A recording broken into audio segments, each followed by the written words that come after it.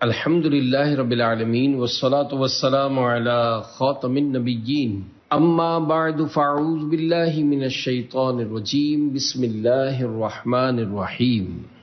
انما حرم علیکم المیتة والدم ولحم الخنزیر وما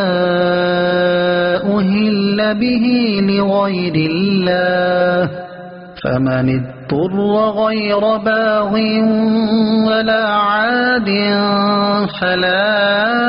إثم عليه إن الله غفور رحيم۔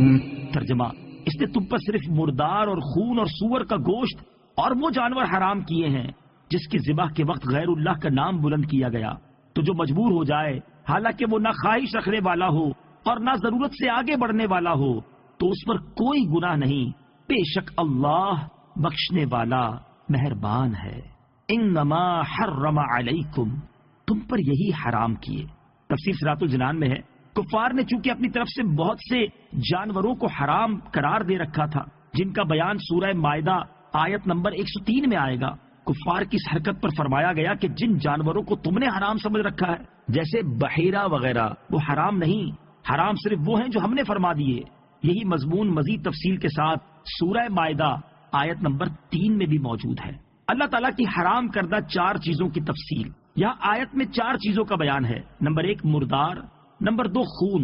نمبر 3 خنزیر کا گوشت، نمبر 4 غیر اللہ کے نام پر ذبح کیا جانے والا جانور۔ ان کی تفصیل یہ ہے۔ نمبر 1 مردار، جو حلال جانور بغیر ذبح کیے مر جائے یا اس کو شرعی طریقے کے خلاف مارا گیا ہو، مثلا مسلمان اور کتابی کے علاوہ کسی نے ذبح کیا ہو، یا جان بوجھ کر تکبیر پڑھے بغیر ذبح کیا گیا ہو، یا گلا گھونٹ کر یا لاٹھی پتھر ڈھیلے غلیل کی گولی سے مار کر ہلاک کیا گیا ہو، یا وہ بلندی سے گر کر مر گیا ہو، یا کسی جانور نے اسے سینگ مار کر مار دیا ہو، یا کسی درندے نے ہلاک کیا ہو، اسے مردار کہتے ہیں اور اس کا کھانا حرام ہے۔ البتہ مردار کا دباغت کیا ہوا چمڑا کام میں لانا اور اس کے بال، سینگ، ہڈی، پٹھے سے فائدہ اٹھانا جائز ہے۔ زندہ جانور کا وہ عضو جو کاٹ لیا گیا ہو وہ بھی مردار ہی ہے۔ نمبر 2 خون، خون ہر جانور کا حرام ہے جبکہ بہنے والا خون ہو۔ سورہ انعام آیت نمبر 145 میں فرمایا او دمم مسفوحا، یا بہنے والا خون۔ ذبح کے بعد جو خون گوشت اور رگوں میں باقی رہ جاتا ہے وہ ناپاک نہیں۔ نمبر 3 خنزیر، خنزیر یعنی سور نجس العین ہے، اس کا گوشت، پوست، بال، ناخن وغیرہ تمام اجزاء نجس و حرام ہے، کسی کو کام میں لانا جائز نہیں۔ چونکہ آیت میں اوپر سے کھانے کا بیان ہو رہا ہے اس لیے یہاں صرف گوشت کا ذکر ہوا۔ نمبر 4 غیر اللہ کے نام کا ذبیحہ، اس کے معنی یہ ہے کہ جانور ذبح کرتے وقت اللہ تعالیٰ کے علاوہ کسی اور کا نام لیا جائے، اور جس جانور کو غیر اللہ کا نام لے کر ذبح کیا جائے وہ حرام و مردار ہے۔ البتہ اگر ذبح فقط اللہ تعالیٰ کے نام پر کیا اور اس سے پہلے یا بعد میں غیر کا نام لیا، مثلا یہ کہا کہ عقیقے کا بکرا، ولیمے کا دمبا، یا جس کی طرف سے وہ ذبیحہ ہے اس کا نام لیا، مثلا یہ کہا کہ اپنے ماں باپ کی طرف سے ذبح کر رہا ہوں، یا جن اولیاء کے لیے ایصال ثواب مقصود ہے ان کا نام لیا، تو یہ جائز ہے، اس میں کچھ حرج نہیں۔ اور اس فعل کو حرام کہنا اور ایسے جانور کو مردار کہنا سراسر جہالت ہے، کیونکہ ذبح سے پہلے یا ذبح کے بعد غیر کی طرف منسوب کرنا ایسا فعل نہیں جو کہ حرام ہو۔ جیسے ہم اپنی عام گفتگو میں بہت سی عبادات کو غیر کی طرف منسوب کرتے ہیں، مثلا یوں کہتے ہیں کہ ظہر کی نماز، جنازے کی نماز، مسافر کی نماز، امام کی نماز، مقتدی کی نماز، بیمار کی نماز، پیر کا روزہ، اونٹوں کی زکوٰۃ اور کعبے کا حج وغیرہ۔ جب یہ نسبتیں حرام نہیں اور ان نسبتوں کی وجہ سے نماز، زکوٰۃ اور حج وغیرہ میں کفر و شرک اور حرمت تو درکنار، نام کو بھی کراہت نہیں آتی، تو کسی ولی یا بزرگ یا کسی اور کی طرف منسوب کر کے فلاں کی بکری کہنا کیسے حرام ہو گیا؟ اور اس سے یہ خدا کے حلال کیے ہوئے جانور کیوں جیتے جی مردار اور سور ہو گئے کہ اب کسی صورت حلال نہیں ہو سکتے؟ جو لوگ انہیں مردار کہتے ہیں وہ شریعت مطہرہ پر سخت جرت کرتے ہیں۔ یاد رکھیں کہ کوئی مسلمان اللہ تعالیٰ کے علاوہ کسی اور کا نام لے کر جانور ذبح نہیں کرتا، اور کسی مسلمان کے بارے میں شرعی ثبوت کے بغیر یہ کہنا کہ اس نے غیر اللہ کا نام لے کر جانور ذبح کیا تو یہ بدگمانی ہے، اور کسی مسلمان پر بدگمانی کرنا حرام ہے، اور حتی الامکان اس کے قول اور فعل کو صحیح وجہ پر محمول کرنا واجب ہے۔ اور ذبح کے معاملے میں دل کے ارادے پر اس وقت تک کوئی حکم نہیں لگایا جا سکتا جب تک قائل اپنے ارادے کی تصریح نہ کر دے۔ اور اگر بالفرض بعض ناسمجھ احمقوں پر شرعی ثبوت کے ساتھ ثابت ہو بھی جائے کہ انہوں نے غیر اللہ کا نام لے کر ذبح کیا اور اس ذبح سے معاذ اللہ ان کا مقصود غیر خدا کی عبادت ہے، تو کفر کا حکم صرف انہی پر ہوگا۔ ان کی وجہ سے عام حکم لگا دینا اور باقی لوگوں کی بھی یہی نیت سمجھ لینا باطل ہے۔ خلاصہ یہ ہے کہ مسلمان اپنے رب تعالیٰ کا نام لے کر ذبح کر رہا ہے تو اس پر بدگمانی حرام اور ناروا ہے، اور خود سے بنائے ہوئے ذہنی تصورات پر کسی مسلمان کو معاذ اللہ کفر کا مرتکب سمجھنا اللہ تعالیٰ کے حلال کیے ہوئے کو حرام کہہ دینا ہے، اور تکبیر کے وقت جو اللہ تعالیٰ کا نام لیا گیا اسے باطل و بے اثر ٹھہرانا ہرگز صحیح ہونے کی کوئی وجہ نہیں رکھتا۔ اللہ تعالیٰ ارشاد فرماتا ہے وَمَا لَكُمْ أَلَّا تَأْكُلُوا مِمَّا ذُكِرَ اسْمُ اللَّهِ عَلَيْهِ،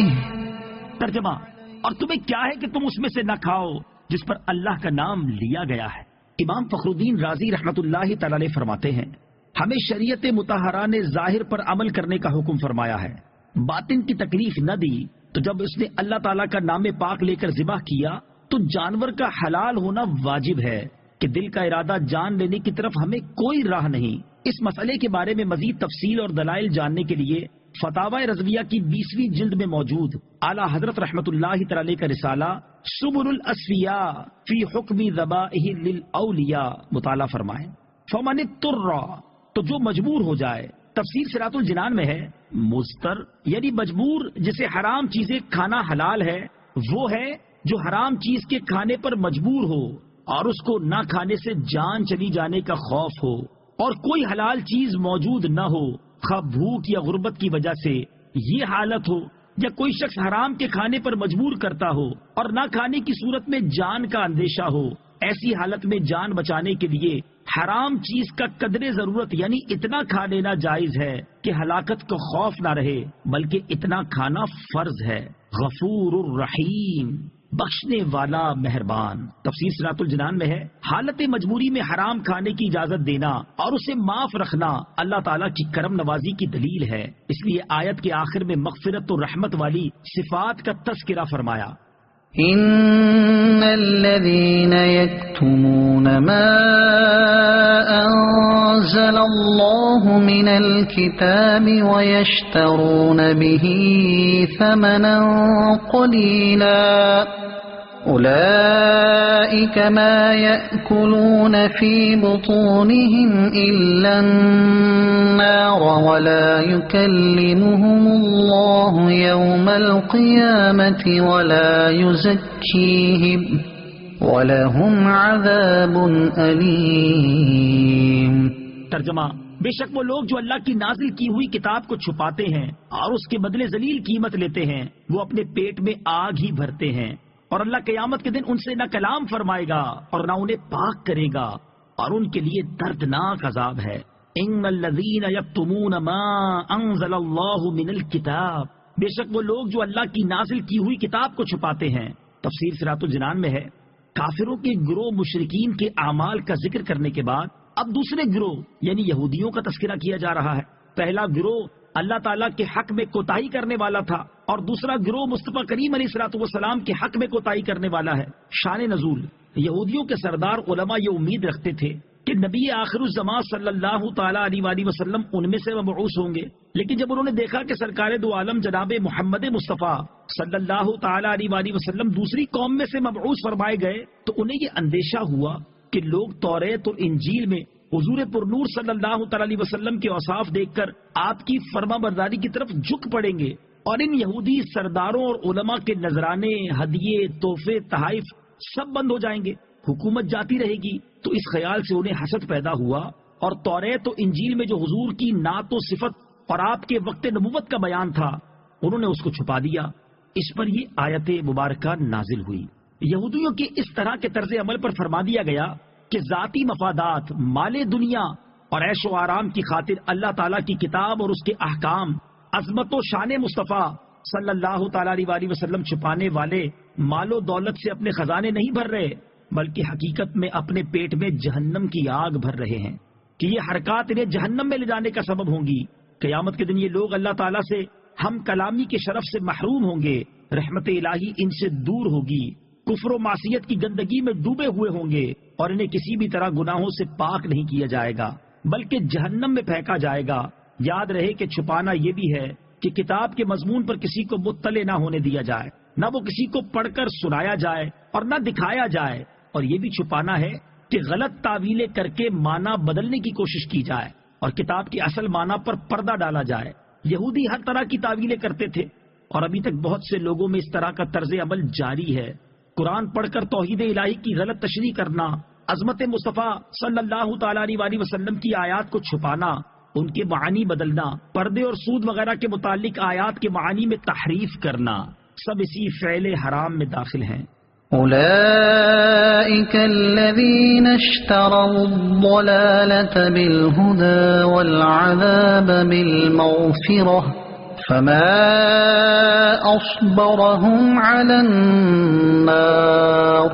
ترجمہ، یہی وہ لوگ ہیں جنہوں نے ہدایت کے بدلے گمراہی اور بخشش کے بدلے عذاب خرید لیا، تو یہ کتنا آگ کو برداشت کرنے والے ہیں۔ الذين اشتروا الضلالة بالهدى، جنہوں نے ہدایت کے بدلے گمراہی خرید لی۔ تفسیر صراط الجنان میں ہے، یعنی جو ہدایت و مغفرت یہ لوگ اختیار کر سکتے تھے، اس کو چھوڑنے کو یہاں فرمایا گیا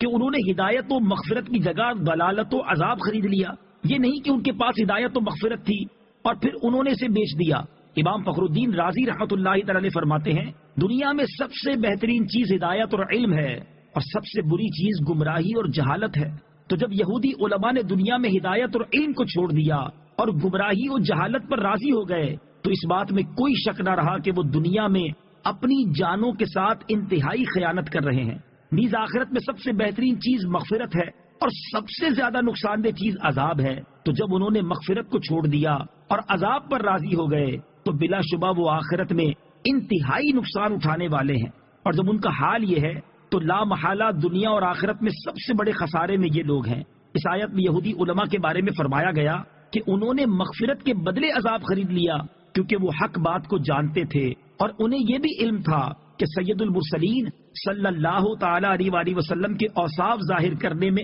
اور ان کے بارے میں شبہات زائل کرنے میں عظیم ثواب ہے، اور تاجدار رسالت صلی اللہ تعالی علیہ وآلہ وسلم کی عظمت و شان چھپانے میں اور ان سے متعلق لوگوں کے دلوں میں شبہات ڈالنے کی صورت میں بڑا عذاب ہے۔ اس کے باوجود جب انہوں نے حق کو چھپایا تو لا محالہ انہوں نے مغفرت کے بدلے عذاب خرید لیا۔ صدق اللہ العظیم۔